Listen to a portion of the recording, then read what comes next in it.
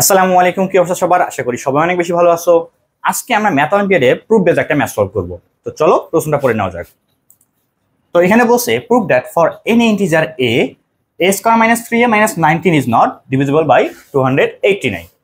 তো আসলে বলছে যে তুমি যতই পূর্ণ সংখ্যা a নাও না কেন, এর মানটা তুমি যদি এই সমীকরণে বসিয়ে যদি মানটা বের করো, তাকে যদি 289 দ্বারা বিভাজ্য করার চেষ্টা করো, কখনো হবে না, মানে ভাগশেষ থাকবে এক কথায়। তো এখন এটা আমরা প্রুফ কিভাবে করবো যে বিভাজ্য হবে না?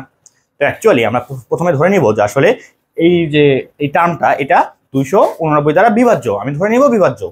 এরপর এটা নিয়ে কাজ করা শুরু করব। করার পরে যখন আমি লাস্টে দেখতে পারবো যে আসলে কোনোভাবেই আমি বিভাজ্য বলতে পারতেছি না, তাহলে তো হয়ে গেল প্রুফ যে তার মানে এটা বিভাজ্য না। চলো তাহলে সলভ করি। তাহলে ফার্স্টে আমরা ধরে নিচ্ছি যে 289 divides a square minus 3a minus 19 ধরে নিলাম যে আসলে এটা দ্বারা বিভাজ্য। এখন এই 289 এটাকে কিন্তু আমি বলতে পারি 17 square. So 17 square divides a square minus 3a minus 19। আচ্ছা, এইটা আর এটা কিন্তু একই কথা, জাস্ট এটাকে আমরা 17 স্কয়ার লিখতে পারি। আচ্ছা, এই জিনিসটা আমাদের মেইন না, মূল জিনিস তো এইটা, এই সমীকরণটা, এটাকেই তো আমাদের কাজ করতে হচ্ছে। আচ্ছা, এই সমীকরণটা দেখলেই তোমার মাথায় আসার কথা কি, মানে কি মাথায় আসতেছে? এটা দেখলেই অবশ্যই মনে হচ্ছে না যে এটাকে উৎপাদকে বিশ্লেষণ করা যায় কিনা, একটু দেখি। ওটাই করবা। তাহলে a square minus 3a minus 19, এখন এটাকে আমাদের উৎপাদকে বিশ্লেষণ করতে হবে। এখন কথা হলো তুমি তো ডিরেক্টলি আসলে কোনোভাবে করতে পারতেছো না, তো আমরা ডিরেক্টলি করবও না। সো উৎপাদকে বিশ্লেষণের জন্য আমাদের এরকম দুটো রাশির গুণফল থাকবে। আবার এখানে যেহেতু a স্কয়ার আছে, তো আমাকে এখানেও a নিতে হচ্ছে, এখানেও a নিতে হচ্ছে, এটা তো বুঝি আমরা। এখন এখানে আমাদের একটা ফাঁকা আছে, এখানে একটা ফাঁকা আছে, মানে ঘরের মধ্যে আমাদের সংখ্যা বসাইতে হবে। তো দুইটা আমাদের রুলস আছে। ফার্স্ট রুল, যদি আমি এই দুটো যোগ করি, যোগ করে -3 আসতে হবে। আর সেকেন্ডলি, এই দুটোর যদি আমি বিয়োগ করি, পার্থক্য বের করি, তাহলে সেটা 17 এর গুণিতক হতে হবে। কেন 17 গুণিতক হতে হবে? কারণ এখানে তো আমাদের 17 আছে, যদি আমাদের 13 থাকতো বা 14 থাকতো, মানে যেটা থাকতো আর কি, তার গুণিতক আকারে আমরা চিন্তা করতাম। তো যেহেতু 17 আছে, তো 17 এর গুণিতক আকারে চিন্তা করার চেষ্টা করতে হবে। এখন যোগ করলে -3 আসতে হবে। তাহলে দেখো, আমি এমনভাবে এখানে দুটো সংখ্যা নিব যেন তারা 17 এর গুণিতক হয়, বা বিয়োগ করলে আসলে 17 এর গুণিতক হয়। তো দেখো তো আমি কি করতে পারি। ধরো আমি এখানে নিলাম হলো 7 নিলাম, আর এখানে আমি 10 নিলাম, নর্মাল হিসাব, -10 আর কি। তাহলে দুটো যদি যোগ করো, যোগ করলে আসলে আসবে আমাদের হলো -3, আর বিয়োগ করলে আসবে হলো 17। দেখো এখান থেকে যদি এটা বিয়োগ করো, আসবে 17। সো সুন্দরভাবে এখানে তুমি লেখো তাহলে +7, এখানে লেখো হলো -10। ঠিক আছে? তো এই দুটো বিয়োগ করলে তো এখানে 17 চলে আসতেছে। সো 17 গুণিতক তো হয়ে যাচ্ছে। আচ্ছা, তো আমরা এটা নিয়ে এখন কাজ করব। ওকে, তাহলে এখন আমরা বলতে পারতেছি কি যে এটাকে আমরা এইভাবে লিখলাম, বাট অ্যাকচুয়ালি কি এটা এইভাবে লেখা যায়? এটাকে ডিরেক্টলি মিলেটাম করে এরকম করে উৎপাদকে বিশ্লেষণ করা যায়? যায় না। তো আমাদের এখানে অতিরিক্ত কিছু অংশ হয়েছে, আমাদেরকে এই সমীকরণে মান তো চেঞ্জ করা যাবে না, তো মিলাই দিতে হবে। তো এখানে a গুণ করলে a স্কয়ার আসবে, আবার এটার কাজ করলে ওই -3a পাবা, এটা তো বললামই ফার্স্টে যে -3a পাবা। আর এখানে বিয়োগ করলে তো আমাদের আসে কত? 17 এর গুণিতক। আচ্ছা, কিন্তু আমাদের তো এখানে গুণ করতে হবে, তো গুণ করলে কত আসে? 7 আর 10 গুণ করলে 70, বাট মাইনাস আছে, তার মানে -70 আসতেছে। তো আমি এখানে +70 দিলে দুটো কাটাকাটি হয়ে যাবে, ভ্যানিশ হয়ে যাবে। আর আমাদের ছিল -19, তো এখানে -19 দিতে হচ্ছে। এখন তুমি কাজ করে দেখবা যে এটাই আসবে, মানের কোনো পরিবর্তন আমরা কিন্তু করিনি। ওকে, তো এখন কাজ করি, আসো। a + 7 a -10, এটা কাজ করলে কত হয়? +51 হবে। সো এই জিনিসটাকে আমরা সুন্দর করে এইভাবে প্রকাশ করে ফেললাম। আচ্ছা, তার মানে আমি এখন এই লাইনটাই লিখতে পারি যে 17 স্কয়ার ডিভাইডস, এটার জায়গায় এবার আমি লিখবো এইটা, কারণ এটার জায়গায় তো আমি এটা প্রকাশ করে নিলাম। তো এটার জায়গায় আমি এটা লিখতে পারি a + 7 a -10 +51। তো আমি ধরে নিচ্ছি কি যে এটা দ্বারা এটা বিভাজ্য, আমি বোঝাচ্ছি এখানে 17 স্কয়ার ডিভাইডস এইটা। আচ্ছা, তো এইটা দ্বারা যদি এটাকে বিভাজ্য আমরা করি, তাহলে দেখো তো এই যে 51, এইটাকে আমরা জাস্ট লিখতে পারি কি 3 × 17, এটা লিখতে পারি। এখন 17 স্কয়ার দ্বারা বিভাজ্য হওয়া তো একটু পরে আমরা দেখবো যে 17 স্কয়ার দ্বারা বিভাজ্য হয় কিনা। তার আগে আমি তো যেহেতু বলতে পারতেছি 17 স্কয়ার দ্বারা এটা বিভাজ্য, তার মানে অবশ্যই 17 দ্বারাও বিভাজ্য হবে এটা। মানে ডিরেক্টলি তো আর বলতে পারতেছি না যে এখান থেকে, তো আমি বলতে পারতেছি না যে প্রুভ হয়ে গেছে 17 স্কয়ার দ্বারা এটা বিভাজ্য, আমি তো ধরে নিছি মাত্র। বাট প্রুফ তো করতে হবে। সো 17 স্কোয়ার দ্বারা যেহেতু এইটা বিভাজ্য, তার মানে 17 দ্বারাও এটা বিভাজ্য, যেহেতু 17 একটা মৌলিক সংখ্যা।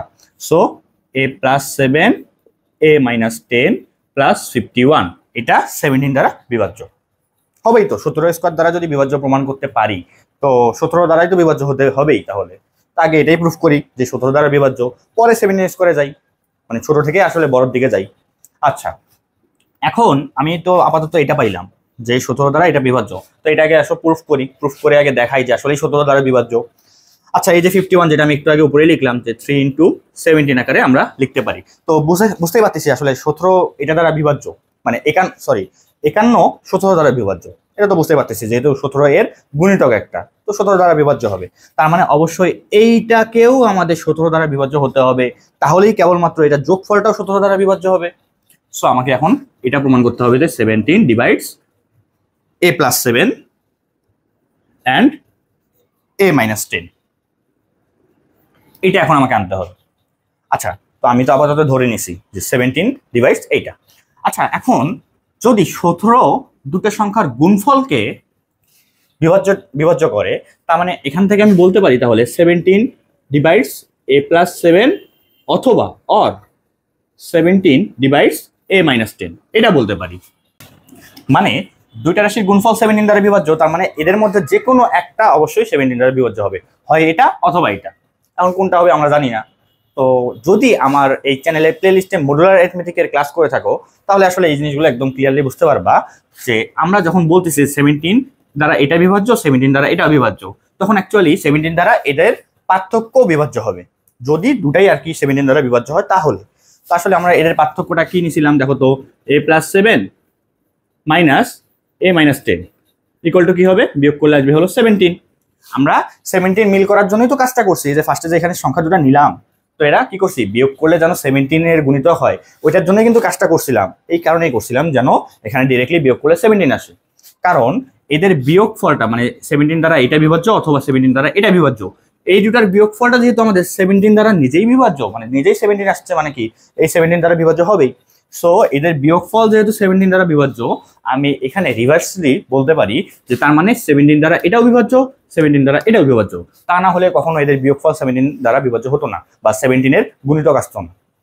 যদি মডুলার অ্যারিথমেটিকের ক্লাসটা করে থাকো তাহলে আসলে বুঝতে পারবা এটা। তার মানে আমি এখান থেকে বলতে পারতেছি 17 divides a+7 and 17 divides a-10। আসলে এখানে অর বলছিলাম, মানে কি 17 দ্বারা যেহেতু দুটো সংখ্যার গুণফল বিভাজ্য হচ্ছে, তার মানে হয় এটা দ্বারা বিভাজ্য হচ্ছে অথবা এটা দ্বারা বিভাজ্য হচ্ছে। এখানে অর দিছিলাম, যে কোনো একটা দ্বারা বিভাজ্য হবে, বাট আমি বিয়োগ করে দেখলাম যে বিয়োগফলটা আসলে আমাদের এই সংখ্যা দ্বারা বিভাজ্য হচ্ছে, তার মানে দুটাই অ্যাকচুয়ালি 17 দ্বারা বিভাজ্য হয়ে যাচ্ছে। মানে এটা এখান থেকে আসলে প্রুভ হচ্ছে যে এটাও 17 দ্বারা বিভাজ্য, এটাও 17 দ্বারা বিভাজ্য। এখন যেহেতু দুটাই 17 দ্বারা বিভাজ্য, তার মানে এদের গুণফলটা কত দ্বারা বিভাজ্য হবে, 17 স্কোয়ার দ্বারা বিভাজ্য হবে। তো 17 স্কোয়ার দ্বারা কি হবে, এদের গুণফলটা বিভাজ্য হবে, কারণ এরা আলাদা করে আমাদের 17 দ্বারা বিভাজ্য।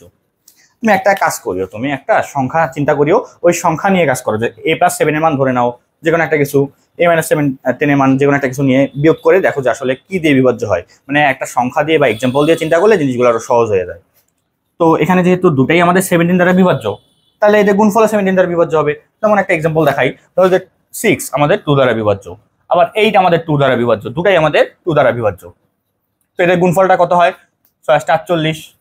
তো এটা কি 4 দ্বারা বিভাজ্য হবে না 2 এর স্কোয়ার করলে, কারণ এটা 2 দ্বারা বিভাজ্য, এটাও 2 দ্বারা বিভাজ্য, তো এই 2 দুগুণ 4 হয়, তো 4 দ্বারা এটা বিভাজ্য হবে।